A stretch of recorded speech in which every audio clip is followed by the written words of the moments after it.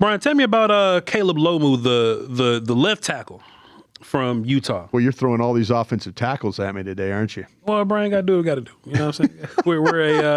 we're a all 32 draft program. We are an all Cowboys 30, first. No, hey, we're wearing the gear today. We're gonna talk about some edges, linebackers, and tackles up here. Yeah, Caleb Lomu from Utah. He is the starter at left tackle for the Utes. This guy's 6'6", 304. Measurements we're working with right now could possibly change. By the way, you know the 304. You know what that does to me, right? Yeah, I don't. Yeah. And you coach the position, and so am I wrong about that? I'm not a fan of small offensive linemen. Thank you. At all. Thank you for being a young man with good thought. There you go. Starter left tackle for the Utes. Big time athlete. His movement skills is really impressive. He's light, quick footed. He's got balance for the position. He's got the range. VOCH was telling you about the range. That's important nowadays. You know, you get these wide rushers. You've got to be able to kick to them and get to them. And his guy he knows how to kick wide, to cut off a defender. He knows how to widen the corner when he faces those kinds of rushers. We see those 7 techniques, 9 techniques, folks. Those are the guys that are playing really wide.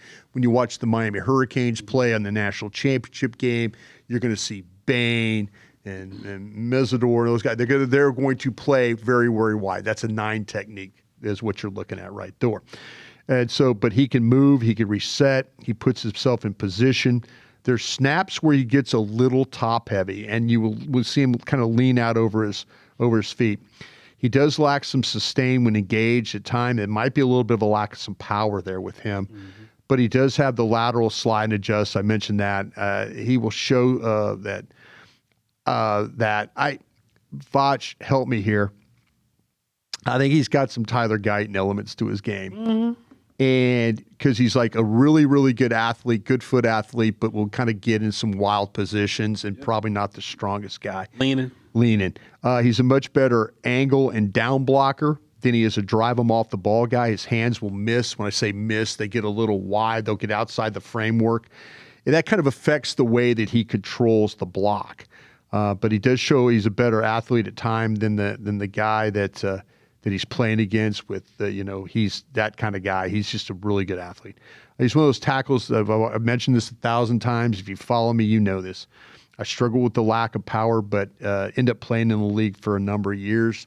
I have a feeling this is probably one of those guys too. You're probably not going to love the strength, but what you're going to love is the way he plays in space and the way that he is able to eliminate those wide rushers. Caleb Lomu from Utah. I love everything you said about him, Brian. Let me ask you a question. Did you happen to take a gander at the Texas Tech game? I did. I went on social media the other day, and I was like, hey, man, y'all may want to – I like matchups, you know what I'm saying? Matchups are good. That's my thing about Lomu, and, you can have good film, but I look for certain tiebreakers. Yeah. Certain tiebreakers I like to look for. And Lomu beats the hell out of a lot of people, Brian. He does. But when you think about some of those teams, you go, all right, that dude ain't playing football in the league. That guy ain't going pro. It's like me when I was watching Josh Allen and I was saying he was throwing to cattle ranchers. Pharmacists. Accountants. Mortgage loan processors. You know what I'm saying? Lomu beating the hell out the VOCH Lombardis of the world. You know what I'm saying? But Brian, when I'm picking what games to watch, I always find the You found you one. I find the pro competition that you went up against. Yeah. Now, if you look at what the right tackle did versus David Bailey, you go, all right, right tackle, you deserve to be in this conversation. You just had a solid game versus NFL top 10 talent. Brian. I know, right? I know. Yeah. Brian, Melo Height beat the shit out of Caleb Lomu, man. It wasn't pretty. Yeah. It wasn't pretty. It was Lomu's worst game by a long shot. Sure was. And he looked real good versus them other cats that don't bend as well, Brian. Yeah. You know what I'm saying? He looked real good versus them other cats that's not going to be in the league. Right. If this was college, you've been taking tests all year, but this test is 70% of your grade, in my opinion. Mm-hmm. And if you lost to Melo Height, but you had some good plays too, I'd be like, all right, I feel you. It's a draw. I'll take a, you know what I'm saying? Take a draw, yeah. I'll take a 60-40 split. You lost 40%. That's fine. That's Melo height, man. Yeah. Melo beat the shit out of Lomu, Brian. Yeah. So me looking at him, I can only assume that if you go against top tier competition, it's gonna be a problem. It's gonna be a problem. Yeah. I would love to see a guy like this in the Senior Bowl, Brian. Yeah. Because I would love to know what you look like versus better dudes. Sure. And that's gonna be like the tiebreaker for me. Yeah. At least when I'm watching Jennings Dunker, I can watch him versus the Oregon kids. Yeah. Right. You know what I'm saying? Right. The kids that went back to school, Matelling and yeah. At least he had some good days versus them. I don't know his name. Yeah. Caden Proctor. Yeah. You can say what you want about Caden Proctor. Yeah. He got good film versus R. Mason Thomas. He got good film versus Cassius Howell. Yeah. I can do tiebreakers there. Mawanoa, he in the playoffs doing his thing. Yeah. Lomu had one shot to prove himself versus Melo Height. Melo Height ain't even a top 10 pick like Bailey is. Yeah. And he broke him down the whole game, Brian. So, man, some team gonna like Lomu because of the athleticism. I particularly don't like players that are small and not powerful. Yeah. If you small but you got some power, think about Marcus Bowe last year, Brian. Yeah. Like Purdue or something. Purdue. He goes to school. Marcus Bowe was 296. Yeah. He was a phenomenal technician, phenomenal movement, and he had some anchor on him. I can live with you if you small and you strong. Yeah. But if you small and you get pushed around and you get a little high sometimes and you leaning, I ain't saying Lomu bad, but he gonna have to go to Duke Manyweather for a couple years before I trust him a little bit, Brian. I got a 3 on him. Yeah. I take this seriously. You might have a 2 on him. Yeah. Give me your cowboy grade as far as 2 goes. 128. So he's at the end of the 2? I you know what?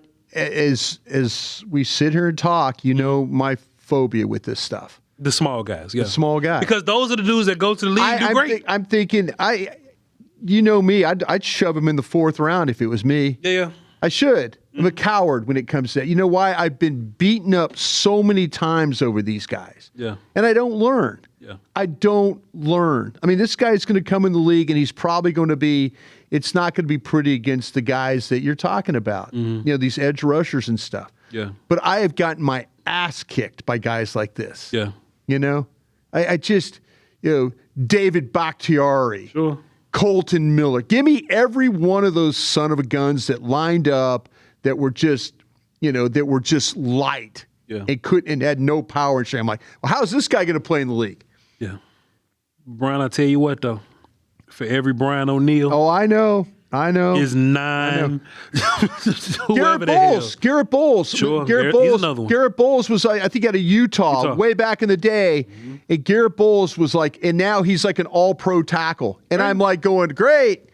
Garrett Bowles. Another one. Just throw him into the mix of like every one of these light offensive tackles that I hated. Yeah. Because sports hate. Sports hate. Sure. I don't like lack of power. Me neither. And it bothers me when I don't see power. Yeah. Especially in offensive line. Yeah. So this is how I look at it. I'd be like, I don't think he's a bad player. No. But if I was a GM, I'm drafting him in the 3rd round because I'm trying to build my team a different way. Yeah. That's how I look at it. Did you have Dunker, who we just talked about from Iowa? I got a 2 on Dunker. So you got Dunker higher than this Lomu. guy. Yep. Higher than Lomu. Which do you think is the biggest flaw that you can live with then? I can live with lack of power or lack of athletic ability. I can live with, and I'm calling it a lack of athletic ability. You ain't wrong. I can live with the lack of athletic ability. Okay. I can live with that because it's things I can do to mitigate that. Yeah. You know what I'm saying? If you ain't Moving strong, the guard. I can put your ass right at guard and we'll be just fine. I got a nice ass guard, Brian. Yeah. And he just doesn't, and Dunker doesn't have length, so that makes it a little different. Yeah. I think Proctor's a great example of he don't have the athletic ability, but he's strong. See, I got Proctor a lot higher. I got a high 2 on Proctor. Yeah. I got a high 2 on Proctor. That would be to me, Proctor's that 120, 121 range, whereas early 2. Whereas Lomo is like at the bottom, like almost. I got to acknowledge the fact that the guy is a really good athlete. Yep. But he's going to kill me because I don't see the power. Davian Clown are going to run down the middle of him.